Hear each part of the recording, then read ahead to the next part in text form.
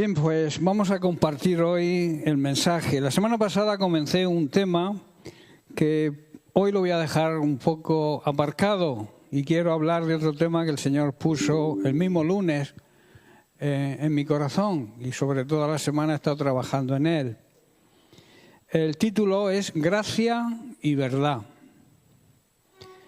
Jesucristo estaba lleno de gracia y de verdad. Quiero explicar esto bien explicado para que nos quede claro. El texto se encuentra en Juan capítulo 1, versículo 14, donde dice, y aquel verbo, aquella palabra, fue hecha carne y habitó entre nosotros. Y vimos su gloria, gloria como la del unigénito del Padre. Y añade la frase poderosa, lleno de gracia y de verdad. En Jesucristo vemos algo que ningún ser humano ha podido manifestar a la perfección. La gracia y la verdad unidas en plenitud. Muchas veces el ser humano se inclina solamente hacia un lado, o hacia la gracia o hacia la verdad. Pero vivimos en un tiempo de extremos. Hay quienes hablan solamente de la gracia de Dios y se olvidan de hablar de la verdad. Otros hablan solamente de la verdad y olvidan la gracia. Unos presentan un evangelio sin arrepentimiento. Algunos hablan de la verdad, pero lo hacen sin amor. Otros hablan de gracia, pero no viven en santidad. Cristo manifestó la gracia y la verdad unidas perfectamente. El apóstol dice, vimos su gloria. Cuando miramos, cuando contemplamos a nuestro Señor y Salvador Jesucristo, descubrimos un equilibrio perfecto. La gloria de Cristo no solamente se veía en milagros, sino en la manera de tratar a las personas, en sus palabras, en su pureza y en su amor santo. Esto le llamamos gracia. Pero también en su manera de explicar la necesidad de valorar el pecado en su justa medida y las consecuencias de la desobediencia y de llamar al arrepentimiento. Esto es la verdad. Las dos cosas las conjugaba Jesucristo. La gracia, en su manera de explicar el apóstol la necesidad de valorar el pecado en su justa medida y las consecuencias de la desobediencia, dijo que estaba lleno de gracia y de verdad. Por eso la gracia y la verdad deben caminar siempre juntas. Deben caminar de la mano. La gracia de Cristo recibe al pecador arrepentido. Él no rechaza al quebrantado, no aparta al cansado, no desprecia al que cae, al caído. ¿Cuántas veces vemos al Señor acercándose al necesitado con misericordia, levantando a todos los que tenían que levantar, a los que otros condenaban? Eso es gracia, ¿verdad? Favor inmerecido. Pero también estaba la verdad. Cristo nunca llamó bueno al pecado, nunca justificó el pecado. Nunca acomodó el mensaje de su palabra para agradar a los oyentes. Su amor era tan puro que decía la verdad aunque doliera. Él sanaba heridas, pero también confrontaba el pecado de su pueblo y hoy lo hace también de su iglesia. Esto es un equilibrio glorioso. La gracia sin verdad produce liviandad espiritual, o sea, una espiritualidad falta de esencia. Pero la verdad sin gracia endurece el corazón. En Cristo encontramos ternura, pero también santidad. Encontramos misericordia, pero también justicia. Encontramos compasión, pero también rectitud. ¿Verdad? Y gracia.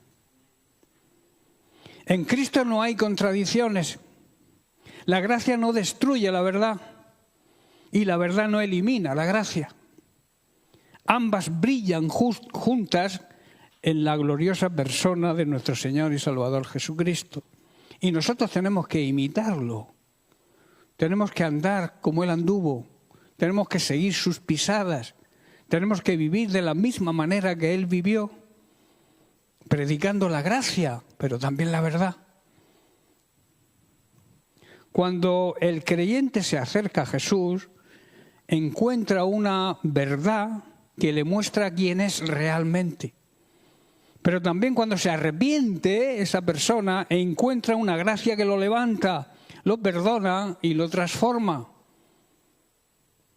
El creyente está llamado a reflejar ese mismo carácter. Hay hogares donde falta gracia y sobra dureza. Hay vidas donde se habla mucho de amor, pero no hay obediencia a la palabra de Dios. Dios quiere formar en nosotros el carácter de Cristo. Jesucristo es la verdad que siempre va a revelar nuestra condición. Es como un espejo donde nos reflejamos y vemos realmente cómo somos. La primera obra de la verdad es iluminar.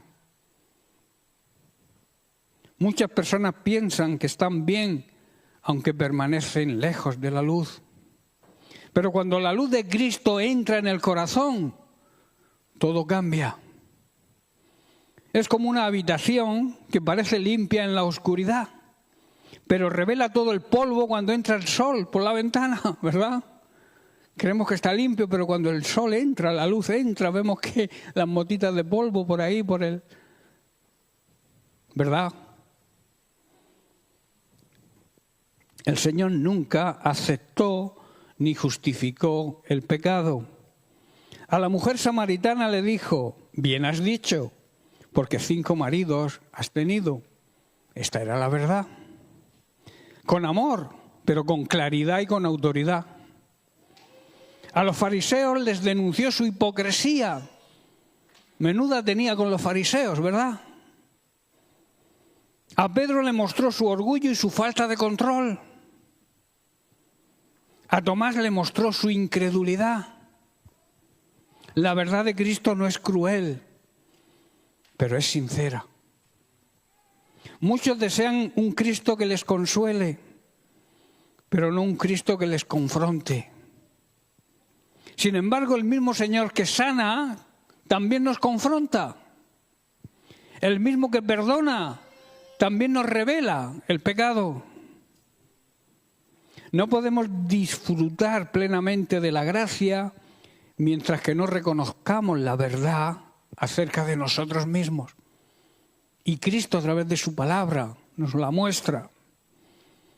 El hijo pródigo tuvo que admitir: he pecado contra el cielo y contra ti, le dijo a su padre, ¿verdad? Tuvo que reconocer su pecado. La verdad le llevó al arrepentimiento. Y cuando hay arrepentimiento, la gracia te está esperando. No puede haber gracia sin arrepentimiento. Repito, la gracia y la verdad caminan juntas, van de la mano. Jesucristo es la gracia que restaura al pecador. Después de mostrar la verdad, Cristo derrama su gracia. Qué maravilloso, ¿verdad? Qué Salvador tan perfecto tenemos. La ley decía: el alma que pecare, esa morirá, ¿verdad? La gracia dice: venid a mí, todos los que estéis trabajados y cargados. La verdad revela la herida. La gracia aplica el bálsamo, la medicina. ¿Comprendéis? Vemos esto claramente en la mujer sorprendida en adulterio. Los acusadores estaban listos para condenarla. Jesús no dijo que su pecado no era importante, no le quitó importancia al pecado como algunos hoy en día hacen. Y tampoco justificó su conducta. Primero hizo callar a los acusadores. El que esté libre de pecado, que sea el primero en arrojar la piedra. Y luego le dijo a la mujer, no te condeno, pero no peques más. Gracia y verdad. Ahí están juntas la gracia y la verdad. No te condeno es gracia. No peques más es verdad. Muchos cristianos quieren la primera frase y rechazan la segunda. Pero Cristo ofrece ambas. La gracia que salva también transforma. La gracia que perdona también enseña. La gracia que justifica también nos santifica. La gracia que santifica también disciplina. La cruz es el lugar donde la gracia y la verdad se encontraron. Si queremos ver el encuentro perfecto entre la gracia y la verdad, debemos mirar a la cruz, debemos mirar al Calvario. En la cruz, la verdad de Dios declaró que el pecado era tan grave que requería un sacrificio, el sacrificio de Jesucristo. Dios no pasó por alto el pecado, tampoco lo minimizó, no lo escondió debajo de una alfombra espiritual. La verdad exigía justicia, pero al mismo tiempo la gracia deseaba salvar al pecador. ¿Os dais cuenta cómo caminan juntas la gracia y la verdad? Entonces fue cuando Cristo tomó nuestro lugar. La verdad fue satisfecha, la justicia fue cumplida y la gracia fue derramada en abundancia. El salmista había profetizado: la misericordia y la verdad se encontraron, la justicia y la paz se besaron. Esto ocurrió de una forma suprema en la cruz. Cada gota de sangre derramada proclama dos mensajes. Tu pecado es más grave de lo que te imaginas, uno. Pero también el amor de Dios es más grande de lo que puedes entender. Cuando miras a la cruz vemos esas dos cosas, la verdad y la gracia. El creyente debe reflejar la gracia y la verdad de Cristo. La Iglesia tiene la responsabilidad de representar el carácter de Cristo. Hay creyentes que poseen mucha verdad, pero poca gracia. Conocen doctrina, la sana doctrina, pero les falta la ternura. Tienen argumentos, pero carecen de misericordia y de compasión. Corrigen a otros, pero olvidan llorar y orar por ellos. También existen quienes hablan mucho de gracia, pero poco de verdad. Nunca confrontan el pecado. La palabra pecado está prohibida. Nunca llaman al arrepentimiento. Nunca exhortan a nadie. Pero Cristo nos muestra un camino mejor. Debemos hablar la verdad en amor. Debemos corregir con mansedumbre. Pero hay que corregir. Debemos exhortar, pero con lágrimas, sintiendo esa exhortación. Debemos anunciar el pecado, pero también debemos anunciar el perdón. El pecado, la verdad, el perdón, la gracia. El mundo necesita escuchar la verdad, pero necesita verla envuelta en el amor de Cristo. Una exhortación amorosa al corazón. Quizá haya alguien que lleva tiempo huyendo de la verdad de Dios y desobedeciendo su palabra. Ha intentado justificar sus caminos. Ha buscado excusas por su pecado, justificar su pecado. Ha tratado de silenciar la voz de la conciencia. Pero hoy el Señor llama y nos exhorta. No para destruirnos, no para avergonzarnos, no para humillarnos públicamente. Nos llama porque nos ama. Eso es una realidad. Aunque no quieras que Dios te ame, Dios te ama. Aunque desprecies el amor de Dios, Dios sigue amándote. La verdad de Dios señala tu necesidad. La gracia de Dios te ofrece la solución. Cristo no vino para condenar a los que se arrepienten, vino para salvarlos.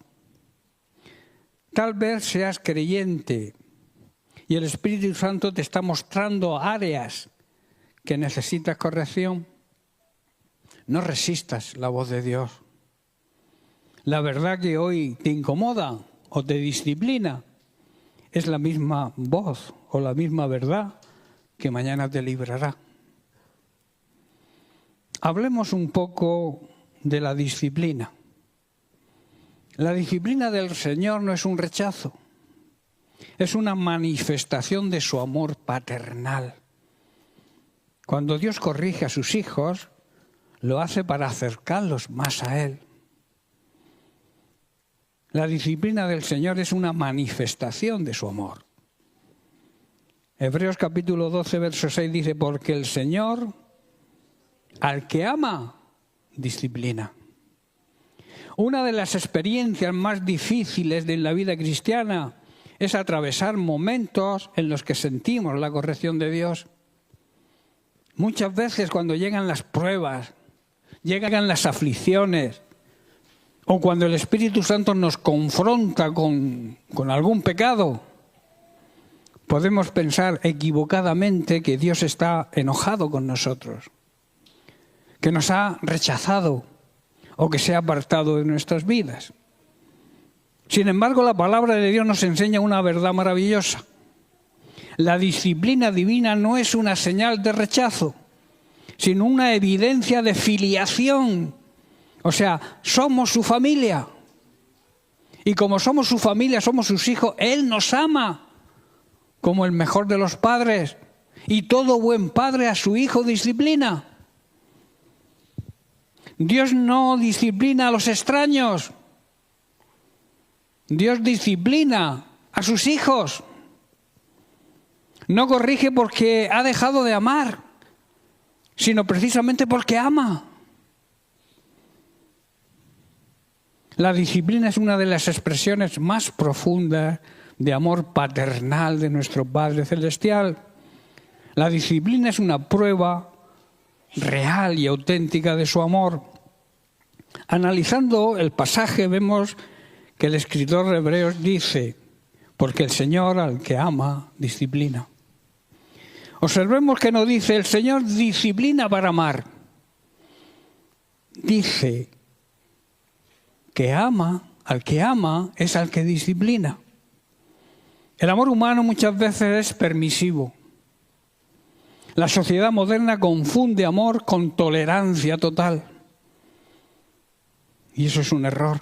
Eso es un grave peligro que se está infiltrando también dentro de la Iglesia.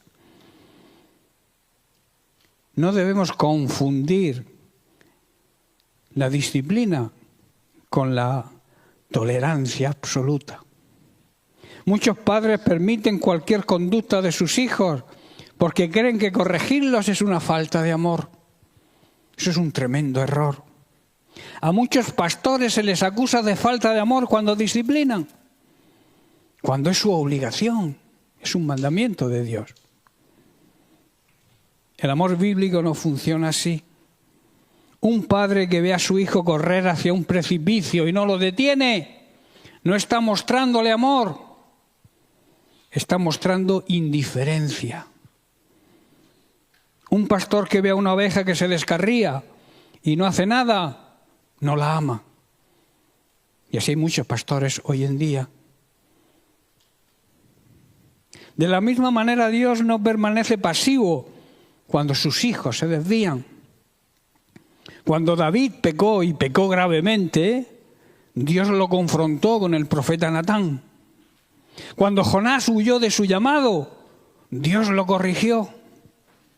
Cuando Pedro actuó impulsivamente, el Señor le reprendió. No porque los hubiera abandonado o no los amara, sino porque seguían siendo suyos y los amaba. Una ilustración cotidiana, un jardinero poda las ramas de un árbol, ¿verdad? Frutal. Que el Señor bendiga Desde a la todos. perspectiva de la Saludamos rama, a todos los que nos siguen la en las poda redes parece una sociales, agresión, ¿verdad? ya sea hoy, mañana, pasado Sin o la embargo, el semana que viene. jardinero sabe que esa poda Paz a vosotros. permitirá que ese árbol Recibid un produzca cordial más saludo. fruto. Y los que Así estamos actúa aquí Dios vamos con a ir tomando nosotros. nuestros asientos. Muchas veces lo que interpretamos Calentando como motores, pérdida es una realidad, una Preparando poda y divina disponiendo nuestro para un corazón crecimiento mayor. para recibir del Señor todo lo que Él tiene para Disciplina nosotros en confirma esta nuestra mañana. condición de hijos. En el versículo Y 7 también declara, para darle, porque si no venimos soportáis la solamente disciplina, a Señor, dame, Dios os dame. trata Venimos, como Señor, a hijos.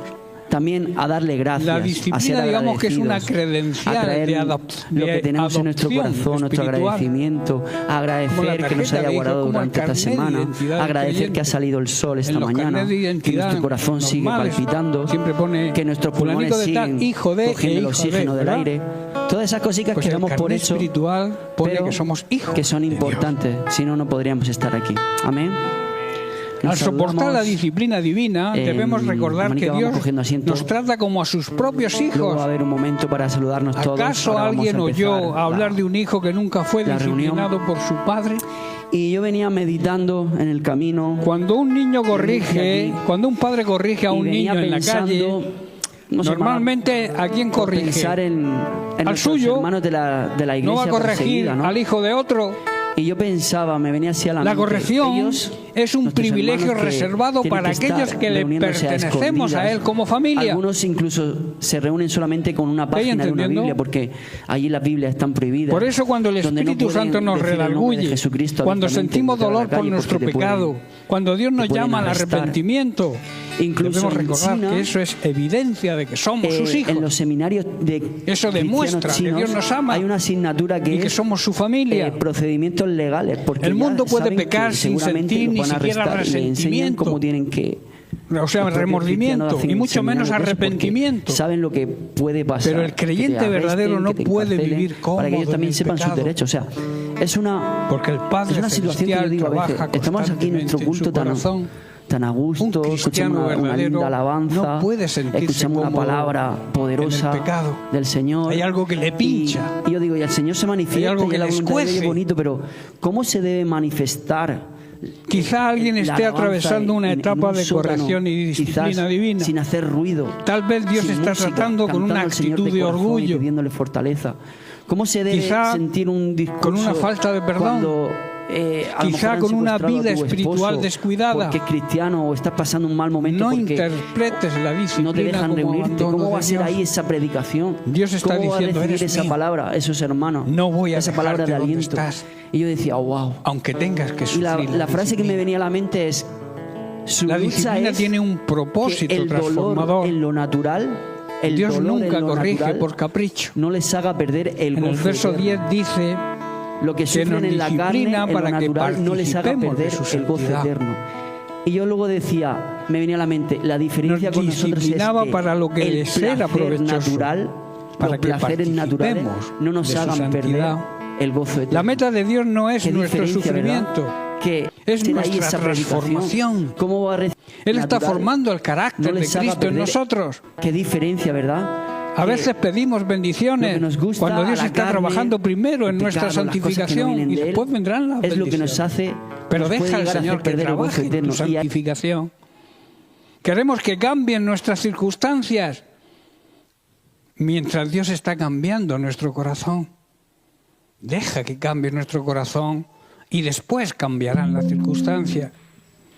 El Señor ve más allá del momento presente. Nosotros vemos quizá el dolor de hoy. Él ve el fruto eterno que producirá ese dolor mañana. Un ejemplo bíblico. José pasó años de sufrimiento injusto, ¿verdad? Era un buen chaval, buen joven. Fue vendido por sus hermanos. Fue esclavo. Fue encarcelado injustamente. Parecía que Dios lo había olvidado, ¿verdad? Pero cada una de aquellas experiencias formó en él el carácter necesario para poder gobernar después Egipto y salvar a miles de personas, entre ellos a toda la familia de Jacob. Lo que parecía un abandono era una preparación. Lo que parecía un castigo era formación. La disciplina acerca al creyente al corazón de Dios. Uno de los resultados más hermosos de la disciplina es que nos conduce nuevamente a tener una nueva comunión de intimidad con Dios.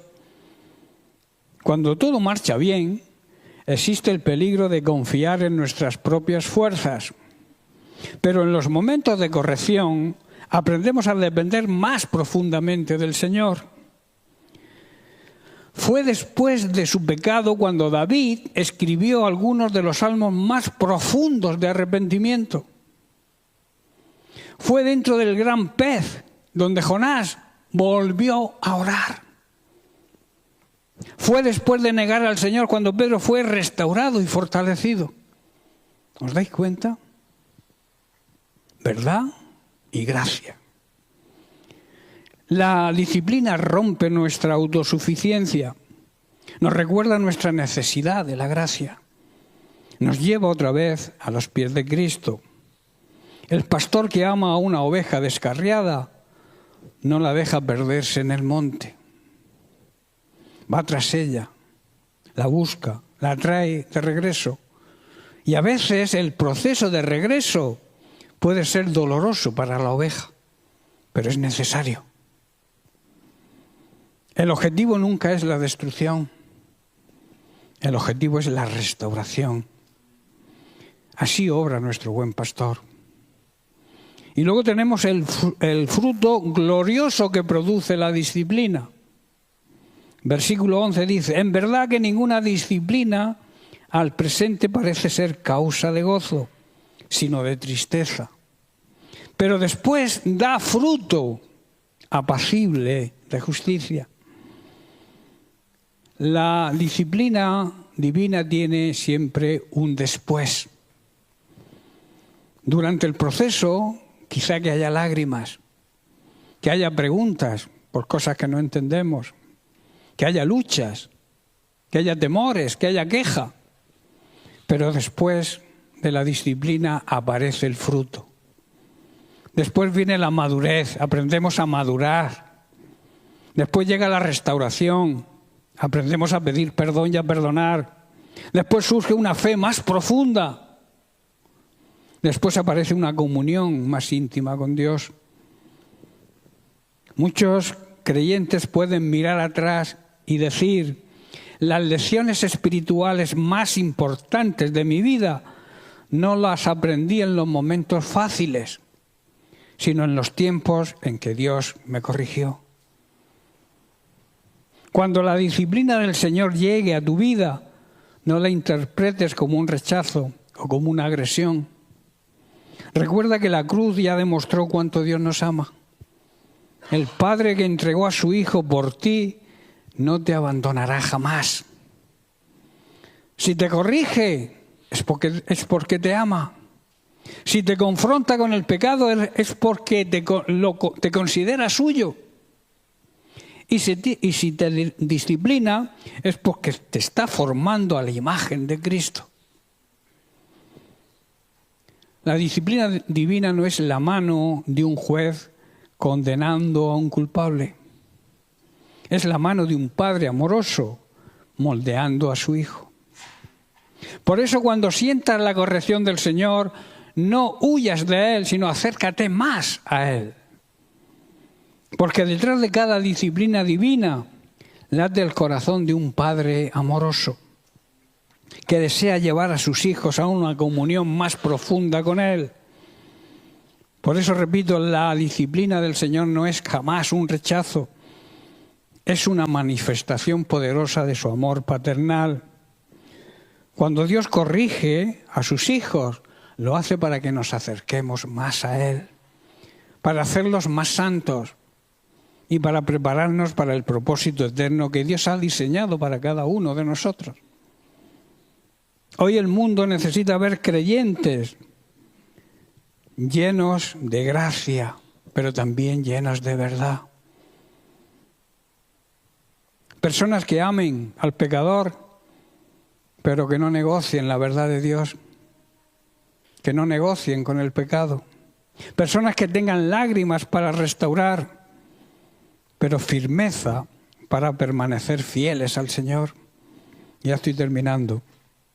Debemos recordar que en Jesucristo vemos algo que ningún ser humano ha podido manifestar perfectamente: la gracia y la verdad unidas en plenitud. Cuando contemplamos a nuestro Señor y Salvador Jesucristo, descubrimos ese equilibrio perfecto entre la gracia y la verdad. El apóstol Juan no dijo que Jesús estaba lleno solamente de gracia, sino que también estaba lleno de verdad. La gracia y la verdad van de la mano. Que Dios nos ayude a mirar tanto a Cristo, no mirarlo espontáneamente o de uvas a peras, sino mirarlo tanto a Cristo que a fijarnos en su manera de actuar podamos recibir y aceptar, y que esa mirada hacia Cristo nos pueda transmitir y podamos entender la gracia y la verdad, y que también podamos reflejarla al mundo que nos rodea. Amén. Bien, pues lo dejamos hoy aquí. La segunda parte sobre la disciplina bíblica la vamos a estudiar la semana que viene, que hablaré de la similitud que hay entre los buenos pastores, pastores con el corazón del Padre, y Dios como Padre Celestial, porque existe un gran paralelismo. Os dejo con el versículo que será base para esa meditación. Dice: ay de los pastores que destruyen y dispersan las ovejas de mi rebaño. Lo firma el Señor. Aquí Jeremías levanta una voz de dolor y de juicio. Aquí Dios no habla contra los lobos disfrazados, sino contra pastores que olvidan que las ovejas no son suyas, sino del Señor. El que guía las ovejas, el que guía las almas, tiene una tremenda responsabilidad también. Un mal consejo, una vida sin testimonio, una palabra fría o carnal puede dispersar los corazones que Cristo quiere recoger. Meditaremos profundamente en este tema, de ver el paralelismo que existe entre el buen pastor de los pastores, Jesucristo, y los buenos pastores que Dios ha instituido en sus iglesias. Digo buenos pastores porque también existen pastores que no son buenos, ¿verdad?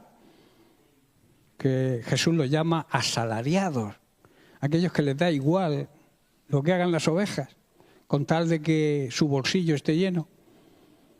Esos son, Jesús los llama asalariados, o sea, trabajadores a sueldo, o sea, que tienen el pastorado como un negocio. Y eso Dios mira para otro lado a esos pastores, jamás los va a bendecir. El pastor debe seguir la verdad y la gracia de Cristo. Amén. Que Dios os bendiga grandemente.